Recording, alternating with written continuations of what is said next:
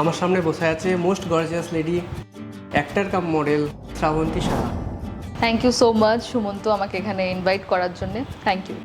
Welcome to our TISS podcast channel. তোমার লাইফের first serial কোনটা? আমার ফার্স্ট সিরিয়াল নাম হচ্ছে কালার্স বাংলাতে সোহাগ চাঁদ, যার আমার ক্যারেক্টার নাম ছিল পিঙ্কি। আচ্ছা, রিসেন্ট কোন সিরিয়াল করছো? রিসেন্ট আমি লাস্ট শেষ করলাম জি বাংলাতে মিত্তির বাড়ি। সেখানে আমার চরিত্রের নাম ছিল রশনি বাসু। এই ইন্ডাস্ট্রিতে আসার সময় ফ্যামিলি থেকে কতটা সাপোর্ট পেয়েছিলে? প্রচুর, মানে ফ্যামিলিতে যদি বলো 1000%, তাহলে আমি আমার ফ্যামিলি থেকে 1000%ই সাপোর্ট পেয়েছি। আমার থেকে আমার বাড়ির লোকের বেশি উৎসাহ, মানে কাজ করার জন্য। বিসি শিডিউলের সাথে ডায়েট কন্ট্রোল তোমার লাইনে কতটা ম্যান্ডেটরি? প্রচুর প্রচুর প্রচুর ম্যান্ডেটারি। ডায়েট প্লাস নিজেকে মেনটেন রাখা প্রচুর ম্যান্ডেটারি, আমার ক্ষেত্রে তো প্রচণ্ড বেশি। যারা এই প্রফেশনে আসতে চলেছে বা যাদের এই প্রফেশনে আসার ইচ্ছা আছে as a model or actor or acting, তো তাদের ক্ষেত্রে ইনস্টাগ্রাম প্রোফাইলটা কতটা ম্যান্ডেটরি?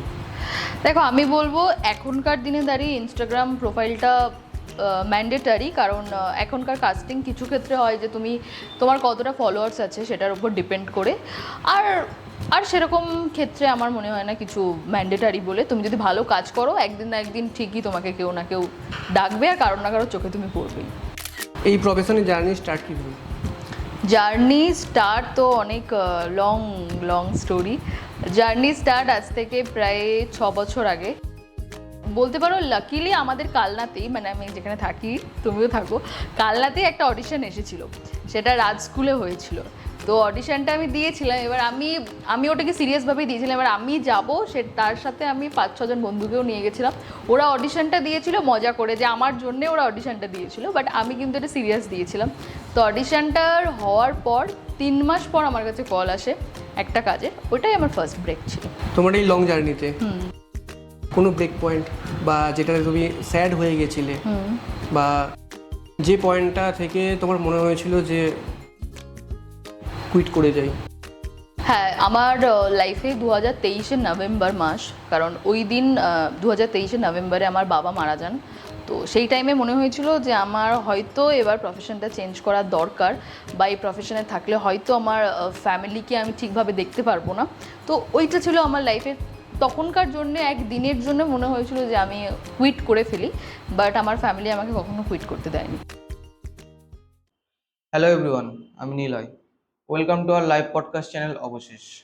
আজকে আমাদের চ্যানেলের গেস্ট কালার্স বাংলার এক পরিচিত মুখ, সোহাগ চাঁদের শ্রীতমা, অর্থাৎ শ্রাবন্তী। তার কালনা থেকে বড় হয়ে ওঠা এবং তার পাশাপাশি তার লাইফ স্ট্রাগল এবং মিডিয়া ইন্ডাস্ট্রিতে সে নিজের জায়গা কিভাবে গড়ে তুলেছে, এবং এই প্রফেশনে তাকে বাড়ি থেকে কতটা সাপোর্ট করেছে, এবং কিভাবে অডিশনের থ্রু সিরিয়ালে অভিনয়ের সুযোগ পাওয়া যায়, সেই সমস্ত বিষয় নিয়ে আজকে গোটা এই পডকাস্ট। আশা করছি আপনাদের এই এপিসোডটি ভালো লাগবে। আমরা এই গোটা পডকাস্টটি আনকাট ভাবে রেকর্ড করার চেষ্টা করেছি। So stay tuned, because this is Srabanti on TISS.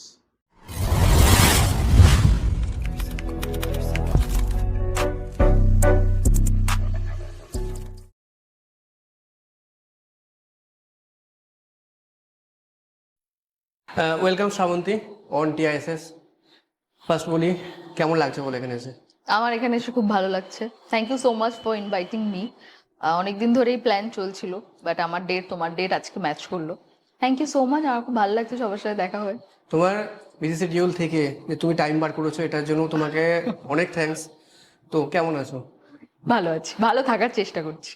আজকে আমরা চেষ্টা করছি একদম কুল লেভেলের পডকাস্ট এপিসোড রেকর্ড করার জন্য।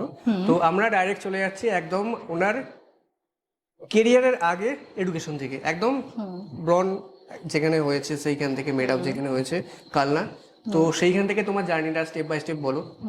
একদম, আমি খুব কুল মানুষ, চিল মানুষ, কুল ভাবেই করো পডকাস্ট। বলো প্রথমে কি বলবো, বলো। তোমার একদম লাইফ জার্নি স্টার্ট থেকে, যেখান থেকে একদম স্কুল, সেইখান থেকে আচ্ছা, আমার স্কুলিং তো কালনাতেই, হিন্দু গার্লস স্কুল। তারপর আমি কালনা কলেজেই পড়েছি। তারপর আমি কলেজে যাওয়ার আগে থেকেই মানে স্কুল লাইফ থেকেই আমার ইচ্ছা ছিল যে আমি এই প্রফেশনে আসবো, অভিনয় করব।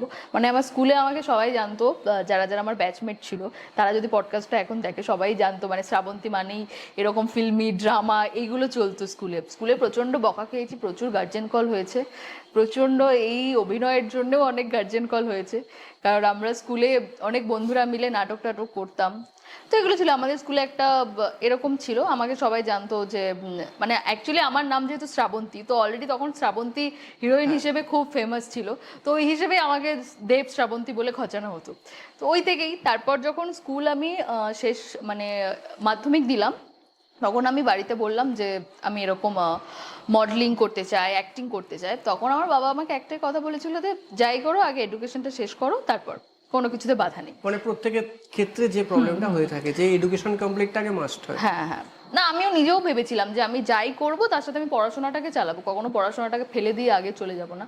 কারণ আমি সবসময় এটাই ভাবতাম যে আমি এটাতে ট্রাই করছি, আমি এটা কিন্তু জানতাম যে আমি এটাতে ট্রাই করছি, যদি আমার এটা একটা টাইমে গিয়ে না হয় তারপর তো আমাকে আমার এডুকেশনটাই বাঁচাবে। পেটে বিদ্যা থাকলে তুমি যে কোনো কাজ করে নিতে পারবে, তো আমি এটা খুব মাথায় রেখেছিলাম। তো তারপর সবাইকে মিমিক্রি করা, পাড়ার সবাই, পাশের বাড়ি বন্ধু সবাইকে মিমিক্রি করা। তারপরে আমি খুব হলিউড মডেলিং দেখতাম, মানে হলিউডের মডেলরা কিভাবে চলে, তো ওইভাবে নিজে বাড়িতে হেঁটে ফেটে বেড়াতাম এই সবগুলো চলতে চলতে। তো আমি যখন এইচএস দিলাম তারপর থেকে আমি বিভিন্ন ইনস্টিটিউট, তোমরা হয়তো শুনেছো ইনস্টিটিউটে শেখানো হয়, সেখানে একটা ইউজ পরিমাণ টাকা নেওয়া হয়, তারপর অভিনয়ের চান্স দেওয়া হয়। তো আমি সেরকম কিছু ইনস্টিটিউটের সাথেও কন্ট্যাক্ট করেছিলাম, বাট সেখানে দেখলাম যে আমার টাকার অ্যামাউন্টটা প্রচণ্ড বেশি। তো সেই টাইমে আমার জন্য সুটেবল ছিল না, আমি কোনোদিন টাকা পয়সা দিয়ে কাজ এগুলোতে বিশ্বাস করি না। তো আমি নিজে ভাবছিলাম যে না এবার থেকে নিজে ট্রাই করবো, অডিশন দেওয়া এগুলো আমি ভাবছিলাম যে ট্রাই করব। বাট সত্যি কথা বলতে পারো মেবি ভগবানই আমার কাছে অডিশনটাকে পাঠিয়েছিল।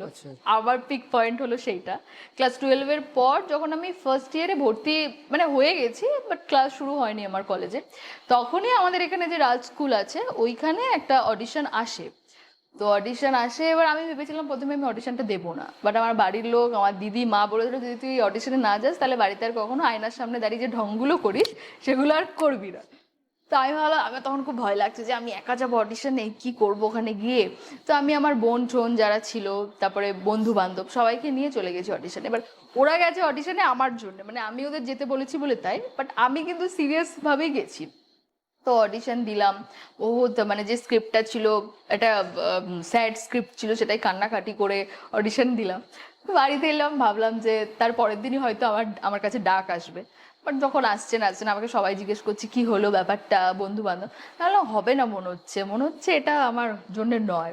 তো তারপর 3 মাস পর আমার কাছে ওইখান থেকে একটা কল আসে যে তোমাকে এরকম একটা অডিশনে তুমি দিয়েছিলে, তো সেটার জন্য তোমাকে একটা ক্যারেক্টারের জন্য সিলেক্ট করা হয়েছে। সেটা খুবই ছোট একটা কাজ, খুব ছোট বলতে ওটাই আমার জীবনের টার্নিং পয়েন্ট। আমি বলেই দিচ্ছি কি কাজ ছিল, সেটা হচ্ছে আকাশ আটে পুলিশ ফাইলস হতো আগে, আমি জানি না তুমি জানো কি না। হ্যাঁ, তো পুলিশ ফাইলসই আমার জীবনের ফার্স্ট টার্নিং পয়েন্ট। আচ্ছা, ওখানে কি করতে হয়েছিল? ওখানে অভিনয়, মানে ওখানে একটা ছোট্ট একটা চরিত্র, ওগুলো খুব শর্ট স্টোরি ছিল, 2 দিনের শুটিং হতো। তো আমার ওখানে 1 দিনের শ্যুট ছিল, তো আমি শ্যুটটা করলাম। তারপর ওখানে ডিরেক্টর যিনি ছিলেন তার আমাকে ভালো লেগেছিল আমার কাজ, তো তারপর আমাকে তিনি আরও 2-3টে কাজ দিয়েছিল। আমি দেখলাম আমার কলেজ লাইফে, আমি দেখলাম এখান থেকে যে টাইমে কল টাইম থাকে 7টা-8টা, ওই টাইমে ট্রেনে করে ওখানে যাওয়া, দেন ওখানে সারাদিন কাজ করে রাত 9টায় প্যাক আপ হতো, 9টার পর আমাদের এখানে ট্রেন পাওয়া যায় না। তো এইটা প্রচণ্ড প্রবলেম হচ্ছিল। তো আমি ভাবলাম যে না, আমি পড়াশোনাটা শেষ করে তারপর কলকাতা শিফট হব। তো তারপর আমি সেকেন্ড ইয়ার পড়তে পড়তে যেহেতু লকডাউন পড়ে গেল, তারপরেই আমি শিফট করেছিলাম কলকাতা। মানে করোনার সময় তুমি অলরেডি কলেজের সেকেন্ড ইয়ারে পড়ো?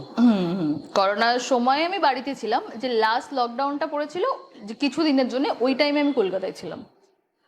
তোমার এডুকেশন কি এখন পুরো কমপ্লিট না এখন? আমি গ্র্যাজুয়েশন কমপ্লিট করেছি। তারপরে কি ফার্দার এডুকেশন আর? না, আমার আর প্ল্যান নেই। মানে এডুকেশন আর তোমার অ্যাক্টিং দুটো সাইমালটেনিয়াসলি চলছিল? চলছিল। কতটা প্রবলেম ফেস করেছিল? প্রবলেম ফেস করেছি বলতে, যেহেতু ওই টাইমে আমার কলেজে 80% অ্যাটেন্ডেন্স না থাকলে বলেছিল যে ওই টাইমে নাম্বার দেওয়া হবে না। তো অ্যাটেন্ডেন্স আমি দিতাম হচ্ছে, আমার 2-3 জন খুব ভালো বন্ধু ছিল, তো আমি ওখানে শুটিং করছি, আমার অ্যাটেন্ডেন্স হয়ে যাচ্ছে এখানে, এটা খুব বাজে একটা কথা তাও বলে দিলাম, মানে আমার প্রেজেন্ট হয়েছে তো ওরা দিয়ে দিত, তো আমার অ্যাটেন্ডেন্স ওরা কমপ্লিট করে দিয়েছিল। আর আমি খুব ভালো বন্ধু পেয়েছিলাম 2-3 জন, যারা আমার প্রচণ্ড নোট ইভেন সব কিছুতে আমাকে সাহায্য করেছিল, আমার খুব একটা প্রবলেম হয়নি। কলেজে যেতে? হুম। কলেজে যখন যেতে তখন তোমার কলেজের প্রত্যেকে আশা করি জানতো যে যে আসছে সে অলরেডি একটা প্রফেশনের সঙ্গে যুক্ত আছে। তো কলেজে তোমার ভাইবসটা কেমন ছিল সেই মুহূর্তে? কলেজে আমার ভাইবস এরকমই ছিল, মানে তোমার অলরেডি যেহেতু আমি তখন কাজ করেছি, তো হিরোইন হিরোইন সবাই বলতোই, আর যেহেতু আমার নাম শ্রাবন্তীর সাথে ম্যাচ করে, হ্যাঁ, ওখান থেকে একটা নাম ওখান থেকে একটা অলরেডি হিরোইন হিরোইন চলতোই, তো ওই আর কি পেছনে লাগা হিরোইন বলা এইসব চলতো। এটাতে তোমার কিরকম ফিল? আমার খুব ভালো ফিল হতো, মানে আমি ছোটবেলা থেকে নিজেকে একটু ওই ভাইবসই, যতদিন আমি না এসেছি ইন্ডাস্ট্রিতে তার আগে থেকেই আমি নিজেকে হিরোইন ভাবতাম, এরকম ফিল করাতাম, আমি নিজেই নিজেকে ফিল করাতাম। কিছু মানুষ ছিল যারা আমাকে টোন কাটতো, বাট তাদের মনে হতো তারা টোন কাটছে, বাট আই এম এনজয়িং। তোমার এই জার্নিতে মানে যখন তুমি সাকসেস পাওনি বা সিরিয়াল না, আমি এখনো কিছু সাকসেস পাইনি লাইফে, কিচ্ছু সাকসেস পাইনি, এটা কিচ্ছু না, কিচ্ছু কাজ করে উঠতে পারিনি। যখন এই প্রফেশনে এসছো, সিরিয়াল স্টার্ট হয়েছে, তার আগে এরকম কি আমাদের যেমনি অনেক সময় আমরা শুনে থাকি, আমরা শুনি বা প্রত্যেকেই শুনি যে আমরা একটা কাজ শুরু করতে চলেছি, তো অনেকেই বলছে, কেউ বলছে হ্যাঁ এটা হবে, কেউ বলছে না এটা হবে না। তো এই টাইপের কি কিছু তোমার কোনো এক্সপিরিয়েন্স আছে? মানে কাজ হবে কি হবে না? হ্যাঁ, যে এরকম তো অনেকেই ট্রাই করে অ্যাক্টিং করার, মডেল হওয়ার, অ্যাক্ট্রেস হওয়ার, কিন্তু ও পারবে না বা হবে না। না দেখো, এই ব্যাপারটা পারবে না হবে না এইটা আমি কোনোদিন ফেস করিনি, বাট কিছু কিছু কাজ হয়েছে যেগুলোর আমি কাস্টিং অলরেডি হয়ে গেছি, তারপর চেঞ্জ হয়ে গেছে, বা কিছু কিছু কাজ হতে গিয়ে একদম পুরো ক্যান্সেল হয়ে গেছে ফাইনালও, এইটা আমি ফেস করেছি। যে অ্যাক্টিং স্কুলগুলো আছে বর্তমানে বিভিন্ন ধরনের আছে, বেশ কিছু অথরাইজড আছে, মানে যারা পপুলার যারা মানুষজন তারা সেগুলো চালাচ্ছে, বা এরকম বেশ কিছু অ্যাক্টিং স্কুলের জিনিসপত্র আমরা নিউজ পেপারেও দেখে থাকি। তো এগুলোর মধ্যে যদি কোনো ফেক কিছু হয়ে থাকে সেগুলো আমরা কিভাবে বুঝবো? দেখো, ফেক ব্যাপারটা না ডিপেন্ড করে, মানে কে কতটা ভাবে ফেক করছে। আমি বলবো না সব ইনস্টিটিউট ফেক, কারণ এরকম অনেক ভালো মানুষ আছেন যারা হ্যাঁ তোমার কাছ থেকে তোমাকে যেটুকু শিক্ষা দেবে সেই শিক্ষাটার জন্য পারিশ্রমিক নেন, বাট তারপর তোমাকে তারা কাজ অবধি এগিয়ে দেবে, অডিশন অবধি বা যেখানে কাজটা হচ্ছে অত দূর এগিয়ে দেয়, তারপর তুমি পাচ্ছ কি পাচ্ছ না তোমার অভিনয়ের উপর ডিপেন্ড করছে। নর্মাল একটা কথা শোনা যায় বা অনেকে এই জিনিসটা ফেস করে থাকে যে অ্যাক্টিং করিয়ে দেবো বা তোকে সিরিয়ালে চান্স করিয়ে দেবো, এত টাকা দিয়ে অত টাকা দিয়ে। এইরকম অরিজিনাল কি কোনো কিছু আছে? দেখো, এটা আমার জানা নেই, মানে এটা আমি সত্যি বলছি আমার জানা নেই অরিজিনাল যে টাকা দিয়ে কিছু হয় কি না, আমার ক্ষেত্রে কোনোদিন হয়নি। বা যদি এরকম কেউ অফার পেয়ে থাকে তাহলে সেটা কি যাওয়া যুক্তিযুক্ত হবে পুরো ব্যাপারটা না জেনে? না, আমার মনে হয় না যুক্তিযুক্ত হবে বলে, কারণ টাকা দিয়ে কোনো কাজ হয় না। তোমার নিজের ট্যালেন্ট যদি তোমার মধ্যে কিছু না থাকে, তুমি টাকা দিয়ে কদিন চলবে? টাকা দিয়ে নয় আমি বলছি, তোমাকে একদিন চালালো মানুষ, তারপর যদি তোমার ভেতরে কিছু নাই থাকে তারপর তো তুমি সেখান থেকে রিজেক্ট হবেই। কানলায় যে অডিশনটা দিয়েছিলে সেই অডিশনটার ব্যাপারে যদি কিছু বলো, মানে অডিশনের নাম। আচ্ছা, অডিশনটা তো সেটা আকাশ আর্ট থেকে এসেছিল, ঠিক আছে, অনেক দিন আগের একটা অডিশন। আকাশ আর্ট তখন খুব ফেমাস ছিল, জেলায় জেলায় অডিশন যেত, তো আমিও দিয়েছিলাম, সেরকম একটা অডিশন এসেছিল, বহু মানুষ দিয়েছিল, আমিও দিয়েছিলাম। এখন বর্তমানে আমাদের কানলাতে এই ধরনের অডিশন আর কিছু আসছে না? আমার তো জানা নেই, যদি আসার থাকে তাহলে আগে থেকেই জানিয়ে আগে, দেয়। যেমনি আসতো। হ্যাঁ, তো এখন রিসেন্ট এই আমাদের যে লোকেশনটা, এই লোকেশনটা আসে না, আসলে হয়তো তোমার আসানসোল, বর্ধমান, প্রপার যে সিটি এরিয়া যেমন চন্দননগর, প্রপার এই জায়গাতে সেরকম আসে না। তো সেই ক্ষেত্রে ধরো আমি এই প্রফেশনে যেতে চাই, আমার এই প্রফেশনে যাওয়ার ইচ্ছা আছে, আমি ছোট থেকে নাটক বা থিয়েটার করে এসেছি, কিন্তু আমি জানি না লাইনটা কিভাবে কি করতে হবে না হবে। তো অ্যাজ এ গাইডার তুমি আমাকে কিভাবে ফলো করতে বলবে লাইনটা? ফলো করতে আমি একটা জিনিসই বলবো, যেটা আমি নিজেও করেছি। দেখো, আমি কোনোদিন থিয়েটার বা নাটক করিনি, ওখানে আমি বলবো কলকাতায় গিয়ে প্রতিটা স্টুডিও আছে, স্টুডিওতে গিয়ে যেখানে সিরিয়ালের শুটিং হয়, তুমি যদি পার্টিকুলার সিরিয়ালে কাজ করতে চাও তাহলে যে সিরিয়ালের ওখানে গিয়ে কথা বলো, নিজের ছবি প্রোভাইড করো। এখন তো আর ছবি দেওয়ার ব্যাপারটা নেই, এখন যেহেতু সব কিছু সোশ্যাল মিডিয়ার যুগ হয়ে গেছে, তো এখন তুমি তাদের থেকে নাম্বার কালেক্ট করো, তোমার নিজের কিছু প্রোফাইল পাঠাও, তুমি কিভাবে অ্যাক্টিং করো, তুমি কতটা অ্যাক্টিং জানো, সেই ভিডিওটা করে তুমি তাদের পাঠাও, তো তাদের যদি প্রয়োজন হয় তারা অবশ্যই ডাকবে। মানে যে পোর্টফোলিও ব্যাপারটা, আমাকে পোর্টফোলিওটা বানাতে হবে। তো সেই ক্ষেত্রে আমি যদি সোশ্যাল মিডিয়া থ্রু যাই, তো সেই ক্ষেত্রে ইনস্টাগ্রাম, ফেসবুক এই দুটোর মধ্যে কোনটা বেশি ইম্পর্টেন্ট? ইনস্টাগ্রাম। ইনস্টাগ্রাম। আচ্ছা, ইনস্টাগ্রামে আমি আমার কেরিয়ারটা ছোট থেকে ভাবছি শুরু করব অ্যাজ এ মডেল বা অ্যাজ এ অ্যাক্টর। তো সেই ক্ষেত্রে আমার ইনস্টাগ্রাম প্রোফাইলটা কিভাবে সাজানো উচিত? এখন যেমনি ট্রেন্ডস আছে, অনেকে বলে যে না আমি এই লাইনে মানে এই প্রফেশনে আসবো, কিন্তু সেই ক্ষেত্রে তারা যে ভিডিওগুলো আপলোড করে সেখানে হয়তো তারা না বুঝে করে থাকে বা ট্রেন্ডসে চলছে যেমনি লিপসিং হয়।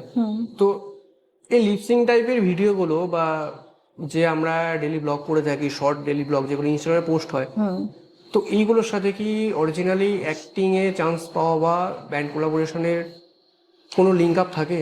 দেখো, আমি না খুব একটা নিজেও জানি না এই ব্যাপারটায় ব্র্যান্ড কোলাবোরেশন। হ্যাঁ, আমার সাথে কিছু কিছু ব্র্যান্ড কোলাব করে বা কিছু কিছু ব্র্যান্ডের সাথে আমি কাজ করেছি যেগুলো তারা আমার সাথে এসে কন্ট্যাক্ট করেছে।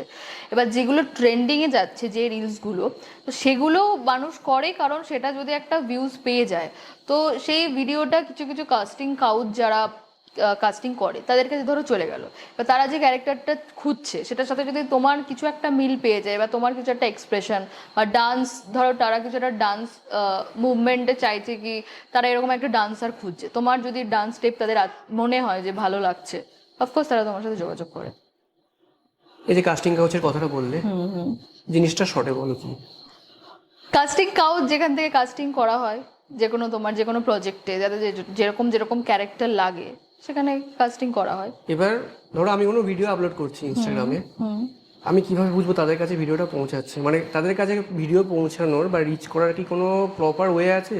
না, আমি বলবো এটা প্রপার ওয়ে নেই, কারণ এটা ডিপেন্ড করে তোমার এঙ্গেজমেন্ট ইনস্টাগ্রাম ফেসবুকে, তুমি ডেলি ভিডিও আপলোড করতে করতে, বা সেইটা ডিপেন্ড করে মানে আমার প্রোফাইলটা কতটা রিচ পাচ্ছে, ইমপ্রেশন পাচ্ছে, বা আমার ভিডিওটা কতটা ছড়াচ্ছে, মানে মেন যে ব্যাপারটা আমি লোকের কাছে কতটা ভাইরাল হচ্ছি, সেই জিনিসটার ওপর কি কাস্টিং কাউচের? না না, সেইটা ভাইরাল তুমি কি হচ্ছ না হচ্ছ সেই সবে কাস্টিং দেখে না। আমি বললাম ওই তো যে পার্টিকুলার যদি তুমি একটা ভালো কিছুটা রিল বানিয়ে দিলে, এবার তারা তোমার একটা রিলের বেসিসে তোমাকে কখনো জাজ করবে না, তারা তোমার প্রোফাইলটা গিয়ে আগে দেখবে যে তুমি কি কাজ করেছো বা তুমি আর কিরকম তোমার এক্সপ্রেশন, তোমার অ্যাক্টিং ব্যাপারটা কি।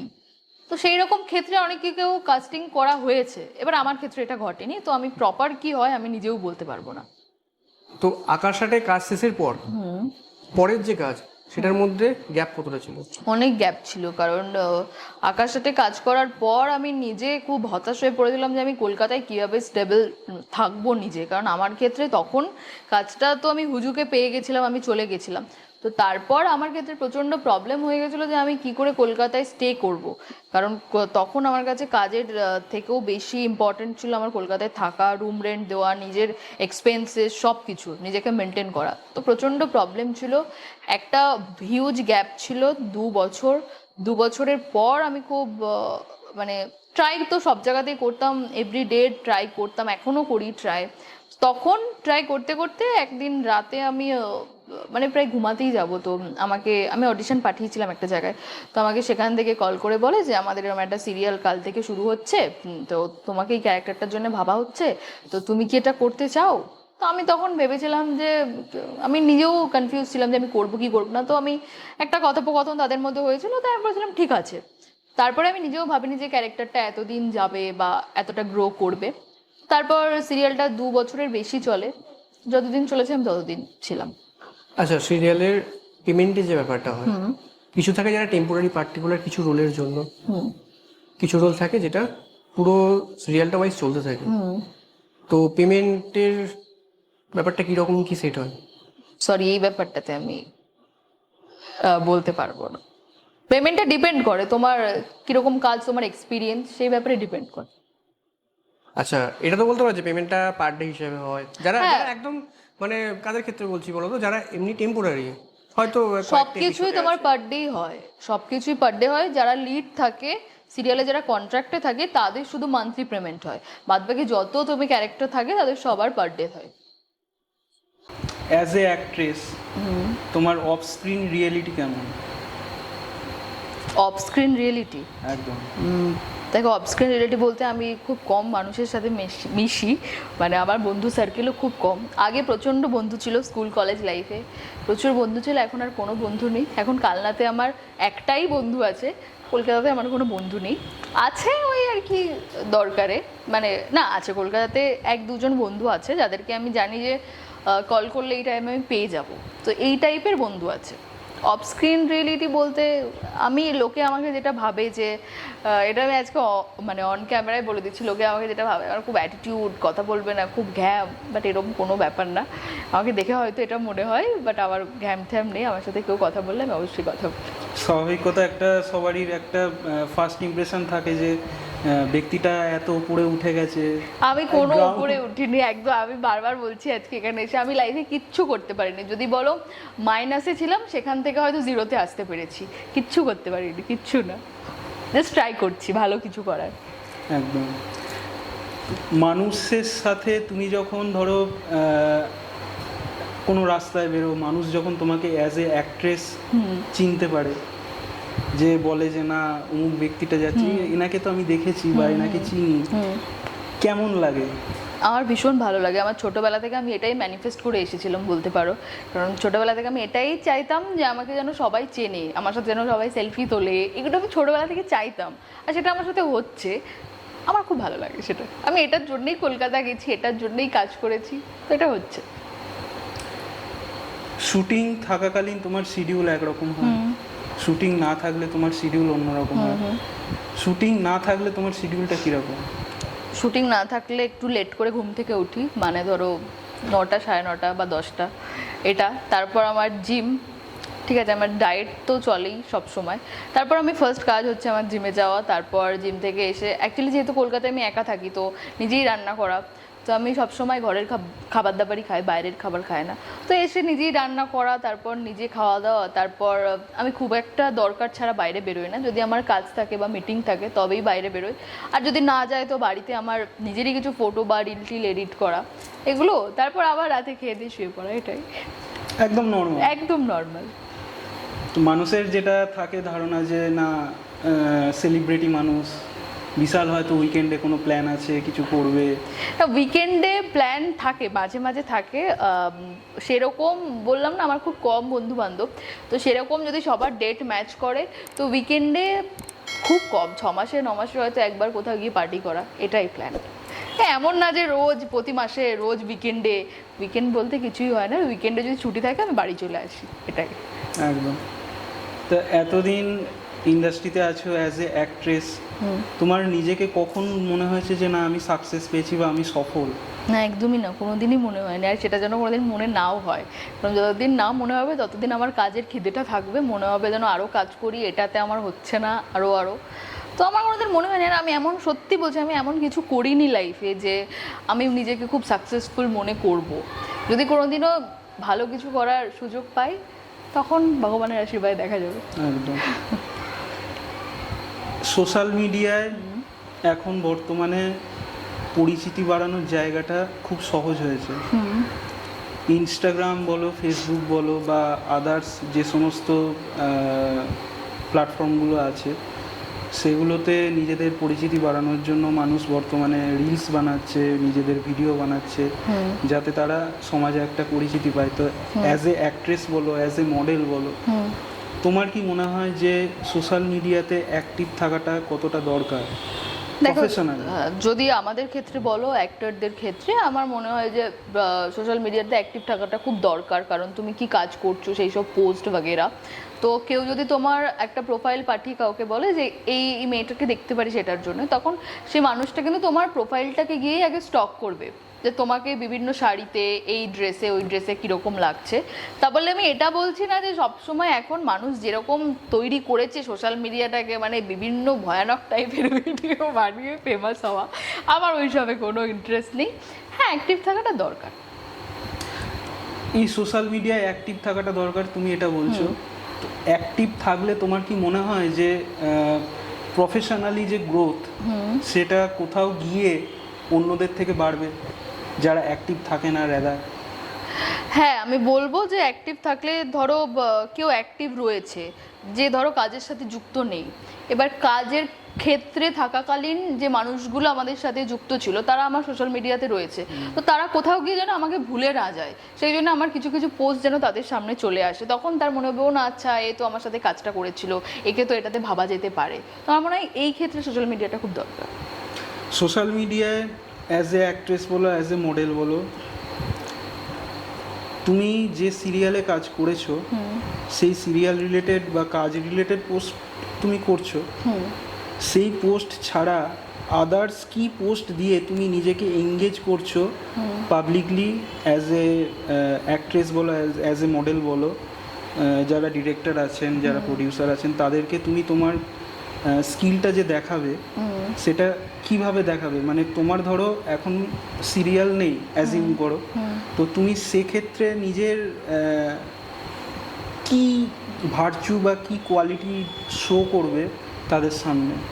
দেখো, আমি ফার্স্ট কথা আমি নিজেও খুব একটা জানি না এই ব্যাপারে, আর কোনো ডিরেক্টর প্রডিউসার তোমার সোশ্যাল মিডিয়াতে বসে থাকে না তোমাকে কাস্টিং করার জন্য বা দেখে না যে কী ট্যালেন্ট কার মধ্যে আছে। তো সোশ্যাল মিডিয়াতে জাস্ট নিজেকে এঙ্গেজ রাখা যাতে মানুষ তোমাকে ভুলে না যায়, কারণ তুমি যদি 1 মাস পোস্ট করা ছেড়ে দাও তোমার রিচও কমে যাবে আর মানুষ তোমাকে ভুলেও যাবে, আমার যেটা মনে হয়। তো আমি সেক্ষেত্রে কী করি যে আমি যখন অভিনয়ে নেই কিছুদিন, তো আমি আমার নিজের কিছু শ্যুটস পিকচার্স বা মডেলিং রিলেটেড যা থাকে আমি নিজের ভিডিও বা ফটো সেগুলো আপলোড করতে থাকি। ইভেন আমি তো ফ্যামিলি টাইম কাটালেও সেগুলো আপলোড করি মাঝে মাঝে, ডিপেন্ড করে সব ক্ষেত্রে। বর্তমানে ট্রেন্ড এসেছে ফটোশ্যুটে, তো এখন যেরকম যে পায় সেখানেই সে ফটোশ্যুট করে ফেলছে আম পাবলিক যারা। তো তোমার ক্ষেত্রে মনে হয় প্রফেশনালি যারা এই দিকে আসতে চায়, এই প্রফেশনে আসতে চায়, তাদের কতটা ফটোশ্যুটের ব্যাপারে ক্যাজুয়াল থেকে সিরিয়াসের দিকে যাওয়া উচিত? এই ক্ষেত্রে না, আমি আবারও বলছি আমার নিজেরও খুব একটা জ্ঞান নেই, কারণ ফটোশ্যুট করছে তারা ঠিক আছে তাদের ইচ্ছা মতো, বাট তোমার ডিপেন্ড করে যে তুমি কি, যে কোনো একটা ফটোশ্যুট তো মানে যে কোনো ক্যারেক্টারের জন্য লাগে না, তো এগুলো না আমি নিজেও জানি না, তো এই প্রশ্নের উত্তরটা আমি নিজেও তোমাকে দিতে পারছি না। মানে তুমি বলতে চাইছো যে বিভিন্ন কস্টিউমে আমি নিজের একটা দুটো পিক রেখে দিলাম অ্যাজ এ, হ্যাঁ তোমাকে বিভিন্ন চরিত্রে কিরকম লাগতে পারে, বিভিন্ন লুকে তোমাকে কিরকম লাগতে পারে, সেই জন্য সেই হিসেবে একটা পোর্টফোলিও বানিয়ে আমি রেখে দিলাম, যাতে করে যারা সিলেক্টর আছেন তারা কোনোদিন যদি মনে হয় যে স্টক। দেখো, তোমাকে যখন একটা কাজের জন্য কাস্টিং করা হবে তখন তোমাকে ফার্স্ট তো মানুষটা তোমাকে আগে দেখতে চাইবে, তো তুমি তাকে কি ফটো পাঠাবে, নিশ্চয়ই তুমি যেমন বসে আছো তোমার একটা সেলফি তুলে পাঠিয়ে দেবে না, তো সেটাই একটা প্রেজেন্টেবল লুকে একটা ছবি তুলে রাখা, যেটা তাকে পাঠিয়ে যে এটা আমি আছি, এই রকম একটা। তো ইন্ডাস্ট্রিতে এতদিন আছো, এরকম কি মনে হয়েছে কোনো সময় যে না এবার আমার সুইচ করা উচিত? হ্যাঁ, এটা অনেকবারই মনে হয়েছে, বাট আবার সেটা থেকে আবার মাথা ঠিক করে আবার ঠিকঠাকও হয়ে গেছি। কারণ দেখো, বেশিরভাগ ইন্ডাস্ট্রিতে অভিনয় মানেই যে তুমি সব সময় পাবে সেটা না, তুমি একটা কাজ শেষ করলে তারপর তুমি হিউজ গ্যাপও থাকতে পারে, বা তারপরেই তুমি হয়তো একটা প্রজেক্ট পেয়ে যেতে পারো, সেটা অনেক সময় তোমার লাকের উপর ডিপেন্ড করে। তো আমার ক্ষেত্রেও তাই হয়েছে যে আমি অনেক সময় অনেক প্রজেক্ট শেষ করার পর অনেক দিন কোনো কাজ করি না। আমি আবারও তোমাকে বলছি কি, আগে আমি ওকে বললাম যে আমার ক্ষেত্রে কলকাতায় স্টে করাটা কিছু কিছু টাইমে খুব ডিফিকাল্ট হয়ে পড়ে, কারণ যেহেতু আমি বাড়ি থেকে কোনো খরচা নেই না, আমার নিজের সব কিছু আমি নিজে করি, তো ওই ক্ষেত্রে আমার কোথাও গিয়ে মনে হয়েছে যে আর্নিংয়ের ব্যাপারটা, অফকোর্স মানি ম্যাটার, সবাই জানে, টাকা না থাকলে তুমি কিছুই করতে পারবে না। তো ওই কিছু কিছু টাইমে আমার মনে হয়েছে যে যদি অভিনয়ের পাশাপাশি আমি আরেকটা কিছু থাকতো যেখান থেকে আমার আর্নিংটা আসতো, তাহলে হয়তো আমার মনে হতো যে আমি আরও বেশি কিছুদিন এটাতে এফোর্ট দিতে পারছি। তো হ্যাঁ, অনেক ক্ষেত্রে মনে হয়েছে, বাট তারপর আবার ভগবান আমার কাছে ঠিক পাঠিয়ে দিয়েছে যে ক্ষেত্রে যেটা দরকার ছিল, তারপর আমি আবার ঠিক স্টেবল হয়ে গেছি। এখানে একটা জিনিস আমার জানতে ইচ্ছা করছে, তোমার জার্নিটা তুমি বললে 6 বছরের টোটাল জার্নি, টোটাল মানে একদম ছোটবেলা থেকে ট্রাই করা থেকে, হ্যাঁ, আর প্রফেশনাল জার্নি 3.5 বছর। 3.5 বছর। রিসেন্ট করোনা গেল, করোনার সময়ে তোমার মতো যারা অ্যাক্টর বা অ্যাক্ট্রেস আছে তাদের পরিস্থিতি বা ইন্ডাস্ট্রির পরিস্থিতি কাজের দিক থেকে কেমন ছিল? সত্যি কথা বলতে করোনার সময় আমি নিজেও খুব একটা স্টেবল কাজ করিনি। ফার্স্ট যখন লকডাউন হয় তখন আমি বাড়িতেই ছিলাম, তখনও কলকাতা শিফট করিনি। লকডাউনের পর কলকাতা শিফট করেছিলাম, তারপর যে এটা কিছুদিনের জন্য ছোট লকডাউন হয়েছিল, মানে ওই টাইমে আমি কলকাতায় ছিলাম, মানে আমার রুম ছিল কলকাতায়, বাট আমি চলে এসেছিলাম বাড়িতে। তো হ্যাঁ, সেই টাইমে আমি নিজেও কাজ করতাম না তখন, মানে এই যে কাজের আমার ভ্যালুটা, মানে এখন যে লেভেলে কাজ করেছি, যে কটা কাজই করেছি, তখন আমি সেরকম কোনো কাজ করিনি, আমি বাড়িতেই ছিলাম। ওই টাইমে অনেক ডাউনফল গেছে সবার ওপর দিয়ে, বাট তখন আমি জানি না সত্যি, কারণ আমি নিজেও করিনি সেই টাইমে কাজ। যে ধরো ইন্ডাস্ট্রিতে যারা নিউ কামার আছে, as a model, as a actor actress যারাই আছে, তাদের কাছে প্রথম কাজ পাওয়াটা কতটা শক্ত, এবং কাজ পাওয়ার পরে সেই ধারাবাহিকতাটাকে বজায় রাখাটা কতটা শক্ত? এবং আমি নিজেও নিউ কামার ইন্ডাস্ট্রিতে, এই 6 বছর মানে যে আমি খুব কাজ বাজ করে ফেলেছি তেমন কিছু নয়, আমি নিজেও নিউ কামার, বাট হ্যাঁ আমি কিছু আমার এক্সপিরিয়েন্স আছে।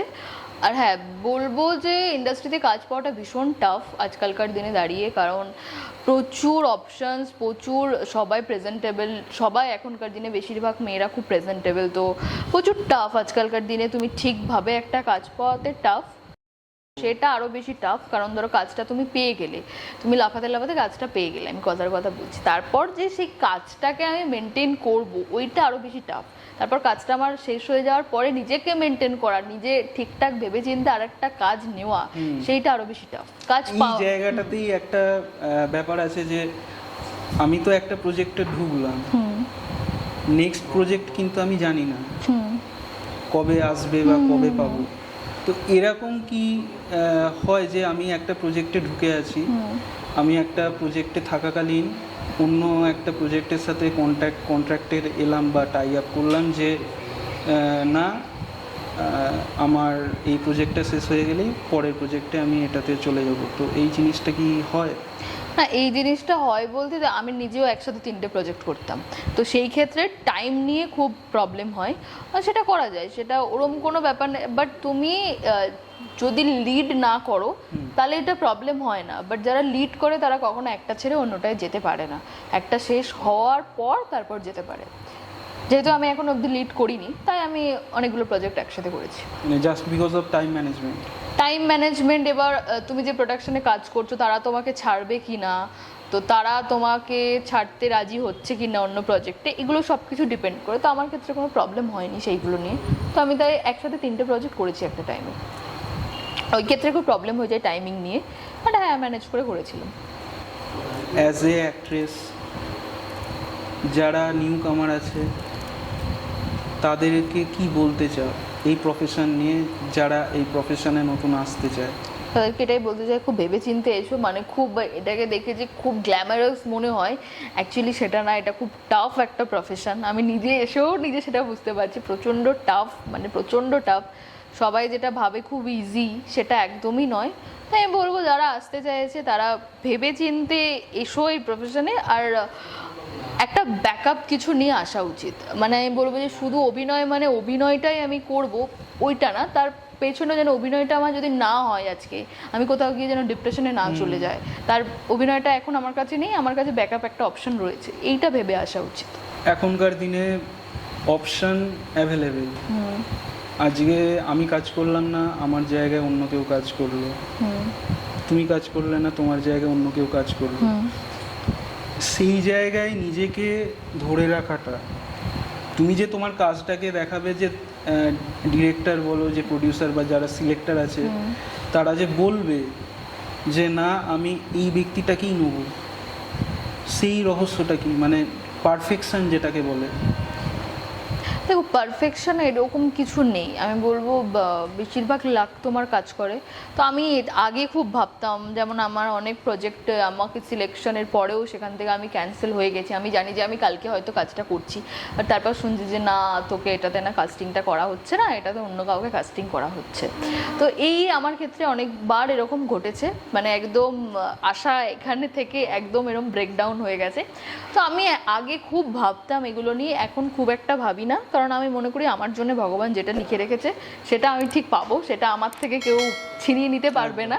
আর যেটা লেখা নেই ওকে, সব কিছুই মেনে নিতে হয়। মানে এরকম হয়েছে তার মানে যে আমি জানতাম যে আমার কালকে থেকে কাজ, গিয়ে শুনছি ক্যান্সেল। হ্যাঁ, গিয়ে শুনছি না, অ্যাকচুয়ালি আমার ক্ষেত্রে এটা হয়েছে, আমার এরকম দুটো প্রজেক্টে আমি জানি যে এটা আমি করছি, আমাকে 2 মাস আগে থেকে বলে রাখা হয়েছে যে তুমি অন্য কোনো প্রজেক্ট নেবে না, যেহেতু আমরা তোমাকে এটাতে ভাবছি। বাট সেখানে কোথাও গিয়ে কিছু একটা মিসম্যাচ হওয়ার পর হয়নি সে কাজটা, এটা একটা হয়েছে, তখন সেটাতে আমার প্রচণ্ড মানে মন টন ভেঙে গেছিলো। তো তারপরেও আরেকটাতে হয়েছে যে আমাকে সব কিছু থেকে সিলেকশন হয়ে গেছে, আমাকে কল টাইমও দিয়ে দিয়েছে যে তোমার এই দিন থেকে কাজ এই। তারপরও আমাকে পরেক্ষণে ফোন করে বলা হচ্ছে না, এটাতে এখন অন্য কাউকে কাস্টিং করা হচ্ছে। এটা হয়েছে আমার সাথে। অ্যাজ এ প্রফেশনাল মডেল তোমার কোন কোয়ালিটিসগুলো মনে হয় তোমার অ্যাজ এ প্রফেশনাল অ্যাক্ট্রেস হিসেবে কাজে লেগেছে? দেখো, এই দুটো ব্যাপার খুবই আলাদা, অ্যাক্টিং মডেলিং দুটোই পুরোটা আলাদা। বাট যেটা সিমিলার সেটা হচ্ছে এক্সপ্রেশন। আমি এক্সপ্রেশনে প্রচণ্ড খেলি নিজেও। তো মডেলিং আর অভিনয়ে এক্সপ্রেশনটা কিছুটা সিমিলার, তো এটা কাজে লাগাতে পারি। আর বাদ বাকি কিছু সেরকম, আর বডি ল্যাঙ্গুয়েজ। একটা খুব চেনা টার্ম আছে কাস্টিং কাউচ ইন্ডাস্ট্রিতে, তো তোমার সাথে সেই জিনিসটা কি কোনোদিন তুমি কি ফেস করেছো? কি ফেস করার কথা বলছো? খোলাখুলি কথা বলো তাহলে। কোনো অফার যেটা মনে হয়েছে তোমার কাছে যে না এটা অফেন্সিভ কিছু একটা? হ্যাঁ, আমি অনেক ফেস করেছি, এখনো কিছু কিছু টাইমে ফেস করি। এবার সেটাকে তুমি কিরকম ভাবে নেবে সেটা তোমার পুরোপুরি পার্সোনাল ম্যাটার। যেরকম আমি অনেক বছর আগে যখন প্রথম সবার কাছে ট্রাই করতাম, মানে কাজ চাওয়ার জন্যে ভিডিও পাঠিয়ে, তো বেশিরভাগ লোক আমাকে, এটা বেশিরভাগ না, কিছু কিছু মানুষের কাছ থেকে, তারা যথেষ্ট ভালো জায়গায় বসে আছে, তো তাদের কাছ থেকে আমি অফার পেয়েছি যে আমি তোমাকে কাস্টিং করবো, তার বদলে আমি কি পাবো, যেটা সবার ক্ষেত্রেই ঘটে থাকে। তো আমি তখন একটু মানে বেচারা টাইপের ছিলাম, আমিও তখন বুঝতাম না একদম। প্রথমে গিয়ে আমার প্রচন্ড স্ট্রাগল হয়েছে, কারণ যেহেতু কলকাতায় আমি একা, কিছুই জানি না, আর আমার কোনো গডফাদার নেই, আমার কিছু চেনা টেনা ওখানে কেউই নেই। তো আর আমি আমার মাকে নিয়ে জাস্ট কিছুদিন গেছিলাম, তারপর আমি মাকে বাড়ি পাঠিয়ে দিয়েছিলাম। আমার মনে হয়েছিল যে আমার লাইফে স্ট্রাগল আমি একা করবো, আমার মাকে কেন খাটাবো এখানে। তো আমি মাকে বাড়ি পাঠিয়ে দিয়েছিলাম, তারপর এভরি জায়গায় যাওয়া থেকে সবকিছু আমি একা করেছি। তো আমার ক্ষেত্রে এটা প্রচন্ড স্ট্রাগল ছিল 2 বছর। মানে নিজে কি খাবো, না নিজেকে মেনটেন করবো, না সাজবো, না কোথাও অডিশনে সেরকম মেনটেন ভাবে যাব, যাতায়াতের একটা খরচ, না আমি বাড়ি থেকে কিছু নিতাম, না আমার নিজের তখন কোনো আর্নিং ছিল। হ্যাঁ, আমি কলকাতায় গেছিলাম একটা আর্নিং এ, সেটা হচ্ছে আমার স্কলারশিপ। আমি আমার ফার্স্ট থেকে মাথাতে এটাই ছিল যে আমি বাড়ি থেকে কিছু টাকা নেবো না, আমি এই মার্কস তুলবো, এটার বদলে আমি স্কলারশিপ পাবো, আবার এইটা ছিল। তো আমি যখন স্কলারশিপটা আমার ঢুকে যায়, তখন আমি বাবাকে বলি যে আমি কলকাতা শিফট করব। তো আমি একটু ফিল্মি ছিলাম প্রথম থেকে, তো আমার বাবা আমাকে জিজ্ঞেস করেছিল যে কলকাতায় তুই কিছু জানিস না, কিভাবে একা একা যাবি, পারবি তো? কারণ আমি বাবাকে একটা ডায়লগ দিয়েছিলাম, বাবা মাঝ সমুদ্রে না পড়লে কোনোদিনও সাঁতার শেখা যায় না, এটা আমি বলেছিলাম। তো বাবা আমার তারপরে বলেছিল ওই ডায়লগটার মতো, ঠিক অ্যাঞ্জেলি জিলে আপনি জিন্দগি। তো এরকম ভাবেই আমার তারপর আমার একা রুম খোঁজা, সবকিছু একা করা, সবকিছু লাইফে সবকিছু একা করেছি। তো তখন মানে যখন কাস্টিং এর জন্য সবার কাছে যেতাম, তো তখন দেখতাম। বাট আমার ক্ষেত্রে এটা ছিল, আমার কোনোদিনও কাউকে দেখে মনে হয়নি যে বাবা এর সাথে একটা ছবি তুলি, এ বাবা একে গিয়ে একটু বলি, এটা আমার কোনোদিনও মনে হয়নি। আমার মা বলতো যে প্রথম যখন আমি কাজ করতাম না, কাজের জন্য যেতাম, মা আমাকে বলতো তুই তো এত জন সবাইকে দেখিস, কারোর সাথে একটা ছবি তো তুলতে পারিস। আমি মাকে বলতাম না, যদি আমি কখনো তার সাথে স্ক্রিন শেয়ার করি, তখনই আমি তাকে বলতে পারবো অ্যাজ এ ফ্রেন্ড একটা ছবি তুলি বা একটা ভিডিও করি। তো আমি সেটাই করি। তো তারপর যখন যেতাম, তো আমাকে তখন কিছু মানুষ বলেছিল যে না না, ইন্ডাস্ট্রিতে তো এরকম সবাই আসে, তো টিকে কজন থাকে, তার জন্য একজনকে হাতে রাখতে হয়, একজনের সাথে রিলেশনে থাকতে হয়, যেটা না হলে তুমি কখনো ইন্ডাস্ট্রিতে ওপরে উঠতে পারবে না, সার্ভাইভ করতে পারবে না। বাট তখন আমি ভাবতাম যে না, এটা করতে তো আমি ইন্ডাস্ট্রিতে আসিনি প্রথম থেকেই, যেটা পাবো আমি সবসময় ভাবতাম একটা টাইম অবধি আমি ট্রাই করব, যদি আমার ইন্ডাস্ট্রিতে কিছু লেখা থাকে কপালে যে এটা আমার এখানে হওয়ার আছে, তো এটা হবে। যেটা আমার ভাগ্যে নেই লেখা, সেটা তো আমি হাজার ঘষলেও সেটা পাবো না। তাই এটাতে খুব বিলিভ করি আর ভগবানকে খুব বিশ্বাস করি। তো এরকম প্রচুর বার হয়েছে। সেখান থেকে আমি চলে এসেছি, অনেক বাজে এক্সপিরিয়েন্স হয়েছে, যেগুলো হয়তো আমার বাড়িতেও অনেকে জানে না যে আমার সাথে এরকম এরকম বিহেভিয়ার করা হয়েছে। না, একটা কথা বলবো, ইন্ডাস্ট্রিতে কেউ কাউকে জোর করে না যে তোমাকে জোর করে কিছু করতেই হবে, এমন কিছু না। তোমার যদি ইচ্ছা থাকে তো হ্যাঁ বলবে, আর যদি না থাকে তার ওই অপশানে না বলবে, এটাই হয়। এরকমও কিছু অভিযোগ মাঝে মাঝে ওঠে যে স্বজন পোষণ, যে আমি আমার চেনার কোনো ব্যক্তিকে আমার সাথে কাজ করাবো। তুমি কি এই ধরনের ঘটনা কোনো ফেস করেছো বা নিজে চোখে দেখেছো? দেখো, আমি বলবো স্বজন পোষণ এটা সব জায়গাতেই হয়, ঠিক আছে? এটা এটা হওয়াটা খুবই স্বাভাবিক। কারণ আমি আজকে তোমার ক্ষেত্রেও বলছি যে তুমি যদি একটা কোনো না, এটা আমার মনে হয় যে ট্যালেন্টটা বিচার করা আগে দরকার, বাট সেটা হয় না বেশিরভাগ ক্ষেত্রেই। আমি তোমার কথা দিয়ে বিচার করছি। ধরো তোমার একটা খুব ভালো একটা কাজের অপরচুনিটি এসেছে তোমার কাছে, তো তুমি কি এটা বাইরের কাউকে গিয়ে আগে প্রপোজালটা দেবে, নাকি তোমার ঘরের মানুষ যারা একটু এটাতে ইন্টারেস্ট তাকে গিয়ে দেবে? অফকোর্স তোমার ঘরের মানুষকে গিয়েই দেবে। তো ইন্ডাস্ট্রিতেও সেটাই হয়, যারা ক্লোজ, যাদের ভালো রিলেশন আছে, বন্ডিং আছে, তাদের ক্ষেত্রে দেওয়া হয়। ইভেন এটা হওয়াটা খুব স্বাভাবিক, কারণ আমি ধরো একটা মানুষকে চিনি না, তুমি একটা মানুষকে চেনো, তার সাথে খুব ভালো বন্ডিং আছে, এবার আমি সেই মানুষটাকে চিনি না, সে কেন আমাকে এসে কাজটা দেবে? সে তো আগে যার সাথে তার বন্ডিং আছে তাকে গিয়ে অফারটা করবে। তো এই ব্যাপারটা এরকমই। এরকম কি হয় যে ধরো স্বজন পোষণ একবার হলো, কিন্তু এটা কন্টিনিউ চলে যাচ্ছে, যে কারণে অন্য অন্য যারা কো অ্যাক্টর বা কো অ্যাক্ট্রেস যারা আছেন তারা বিষয়টা নিয়ে ক্ষিপ্ত, বা তাদের মনে একটা এরকম চলছে যে না, জিনিসটা একবার হচ্ছে, দুবার হচ্ছে ঠিক আছে, কিন্তু বারবার এই জিনিসটা হয়ে যাচ্ছে। দেখো, আমি একটা কথা বলছি, কারোর ট্যালেন্ট না থাকলে তাকে একবার চান্স দেবে, দুবার চান্স দেবে, তিনবার চান্স দেবে, চারবার তাকে আর দেবে না। তো ট্যালেন্টটাও থাকা দরকার, আর স্বজন পোষণ হ্যাঁ দরকার দরকার। এবার সেটাও সবার সাথে একটা ভালো বন্ডিং, আমি যেটা বলছি স্বজন পোষণ আমার মানে হচ্ছে ভালো একটা বন্ডিং তৈরি করা, যাতে কোথাও গিয়ে কোনো একটা কাজ এলে আমার কথাটা তার মাথায় আসে। আমি অন্য দিক থেকে বলছি না, অ্যাজ এ বন্ডিং এর কথা বলছি। তো প্রফেশনাল জিনিসটা অনেকক্ষণ হলো, এবার একটু পার্সোনালে আসা যাক। তো যখন তুমি কলেজে পড়ছো সেকেন্ড ইয়ার, তখন থেকে তোমার কেরিয়ার অলরেডি স্টার্ট হয়ে গেছে, তার আগে থেকেই কাজ করছো। তো অ্যাজ এ অ্যাক্ট্রেস, ছেলেদের তরফ থেকে কোনো অফার পেয়েছো, যে প্রেমের অফার, যে বা কোনো একটা ভালো অফার, যে যেটা তোমার মনে হয়েছে যে না বেশ ভালো জিনিসটা, মানে প্রপোজালের কথা বলছো তো? অ্যাজ এ অ্যাক্ট্রেস তো পরে হয়েছি, মানে ছোটবেলা থেকে আমি প্রচুর প্রপোজাল পেয়েছি, মানে এটা বাই লাক বলতে পারো। আমি প্রচুর প্রচুর প্রপোজাল পেয়েছি, প্রচুর ছেলেদের মন ভেঙেছি। যদি পডকাস্টটা সবাই দেখে তাহলে যাদের যাদের মন ভেঙেছি তারা তারা এটা দেখলে মানে তাদের সাথে কানেক্ট করতে পারবে। আমি ক্লাস 2 থেকে প্রপোজাল পাই, আমি ক্লাস 2 থেকে প্রপোজাল পাই। প্রাইমারি স্কুলে আমি প্রচুর প্রপোজাল পেয়েছি। আমি খুব মারকুটে টাইপের, মানে আমাকে দেখে তুমি বুঝতে পারবে না। আর আগে আমি ছেলেদেরকে প্রচুর মেরেছি, মানে যারা আমাকে প্রপোজ করতো আমি তাদেরকে থাপ্পড় মারতাম গিয়ে।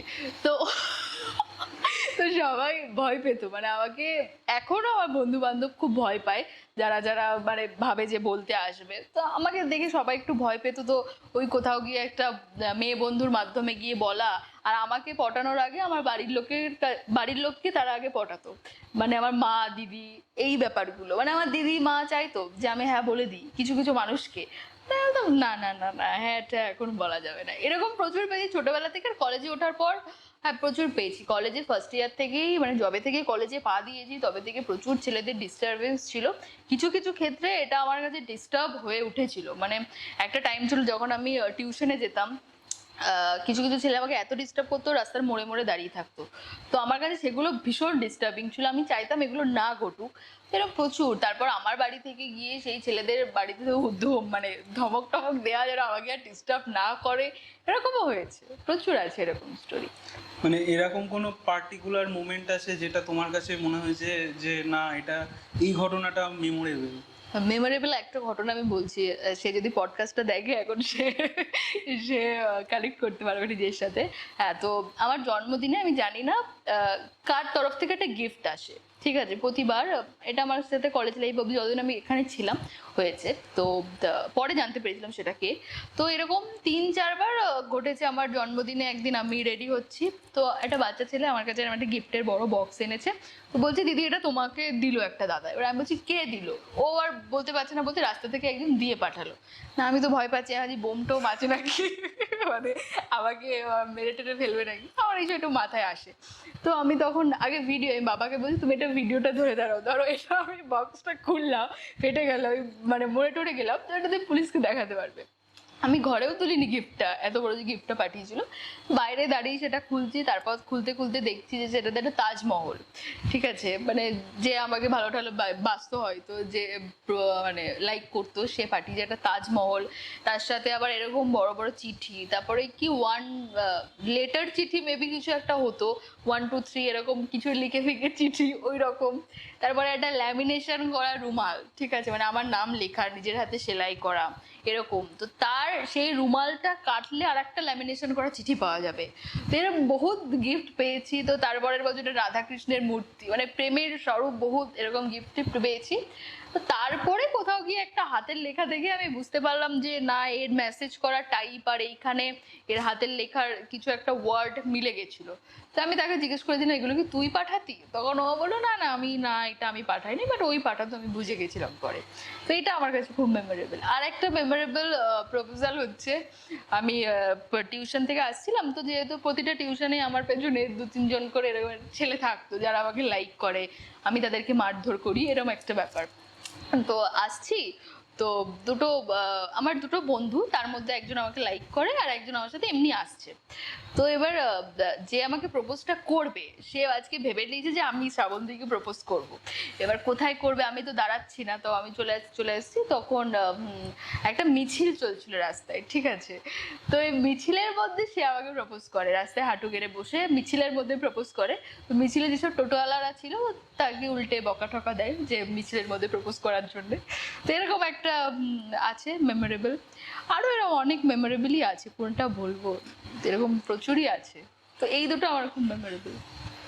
ইন্ডাস্ট্রি থেকে এরকম কি কোনো প্রপোজাল পেয়েছিলে? হ্যাঁ, ইন্ডাস্ট্রি থেকে অনেক প্রপোজাল পেয়েছি, যাদের সাথে কাজ করেছি তারাও প্রপোজ করেছে।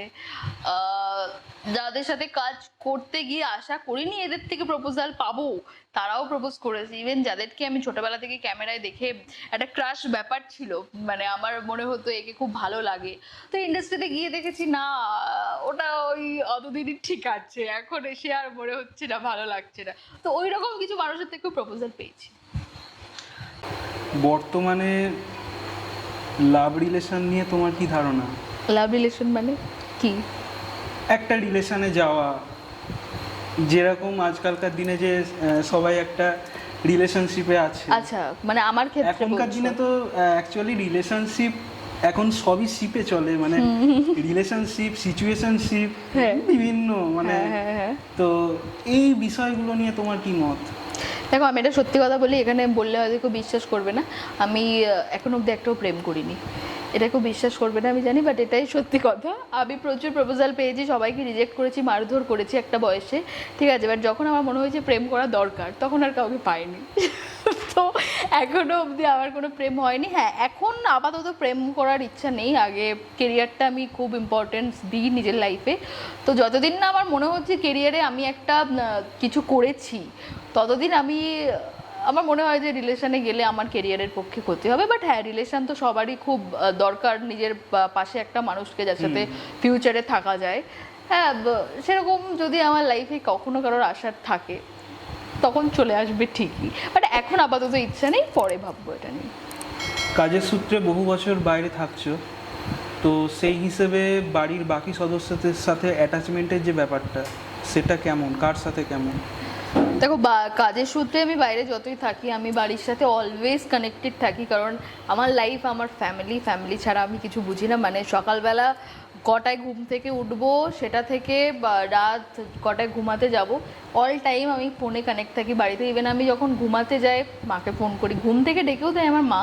তারপর কি রান্না করছি, কি বাজার করছি, কোথায় যাচ্ছি, কিসে করে যাচ্ছি, সব কিছু আমার মা আর 2 দিদির সাথে আমি ফোনে অলওয়েজ কানেক্টেড থাকি, মানে এক পা ফেললেও সেটা আমি আগে বাড়িতে জানি যে কোথায় গেছে কি করছে। তো খুবই কানেক্টেড বাড়ির সাথে, এমন না যে আমি ওখানে আছি বলে কাজ করছি বলে বাড়িকে ভুলে গেছি, সেটা না। হ্যাঁ, কিছু কিছু টাইম হয় যে অনেকটা দিন কাজের ক্ষেত্রে বিজি থাকার জন্য বাড়িতে আসা হয় না, বাট সেটা আবার ম্যানেজ হয়েছে যে যখন কাজ থাকে না তখন বেশিরভাগ টাইমটা বাড়িতে কাটাই, এরকমই চলতে থাকে। আর বাড়িতে বাড়ির ফ্যামিলি মেম্বার ছাড়া কোনো পেটস এই জাতীয় কিছু আছে? হ্যাঁ দেখো, পেটস আছে বলতে আমরা ছোটোবেলা থেকে প্রচুর পেটস পুষেছি। একটা টাইম ছিল ওই লকডাউনের টাইমে আমার বাড়িতে 8টা ক্যাট ছিল, 3টে ডগ ছিল, আর পাড়ার যত ডগ ছিল তত সবাইকে আমরা মানে পুষতাম, এইরকম ব্যাপার। হ্যাঁ, তো পেটস খুব পছন্দের আমার, খুব। এখনও আছে, এখন সেইভাবে যেহেতু আমাদের বাড়িতে কারোরই থাকা হয় না তো সেইভাবে আর পোষা হয় না, বাট হ্যাঁ আছে, 2-4টে আছে। তো তোমার এই স্টুডিওতে এসে কেমন লাগলো? আমার এই স্টুডিওতে এসে ভীষণ ভালো লাগলো, তোমাদের সবার সাথে দেখা হয়ে কথা বলে খুব ভালো লাগলো, খুব ভালো এক্সপিরিয়েন্স হলো আজকে। আমি চাই তোমাদের এই চ্যানেল আরও আরও আরও গ্রো করুক, আরও সবাইকে তোমরা পডকাস্টে আনো, আবার আমাকেও যেন ডাকো পডকাস্টে।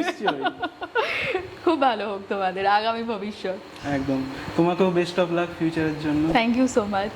তো ভিউয়ার্সদের জন্য যদি কিছু বলো। ভিউয়ার্সদের জন্য এটাই বলবো, ফার্স্ট অফ অল তোমরা অবশেষকে সাবস্ক্রাইব করো, অবশেষের পোস্ট দেখো, পডকাস্ট দেখো, লাইক কমেন্ট শেয়ার করো, আমার পডকাস্টটাও দেখো ভালো করে।